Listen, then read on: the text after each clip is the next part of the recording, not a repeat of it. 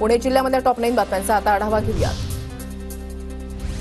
पुण्यामध्ये आगामी विधानसभा निवडणुकीच्या पार्श्वभूमीवर पोलीस अलर्टवर। पुणे शाखेकडून सराईत गुन्हेगारांची यादी तयार, तर सोशल मीडियावर पोलिसांची बारीक नजर।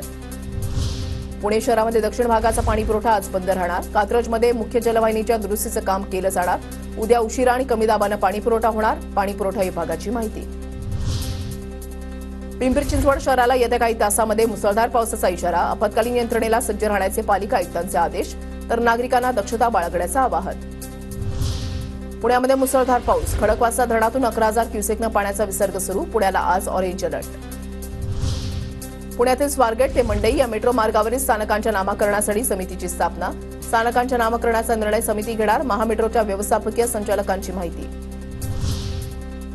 महिन्याला 100 युनिटपर्यंत वीज वापर असलेल्या ग्राहकांनी सूर्यघर योजनेचा लाभ घेतल्यास वीज बिल शून्य होणार। महावितरणच्या पुणे प्रादेशिक संचालकांकडून योजनेचा लाभ घेण्याचं आवाहन। पुण्याच्या वारजेमधील नो एंट्रीमधील 800 वाहनांवर कारवाई, तर ट्रिपल सीट चालणाऱ्या दुचाकी चालकांनाही सुद्धा चाप, लाखोंचा दंड वसूल। वनराज आंदेकर खून प्रकरणी आरोपींची ओळख परेड। आरोपींच्या पोलीस कोठडीमध्ये 30 सप्टेंबरपर्यंत वाढ।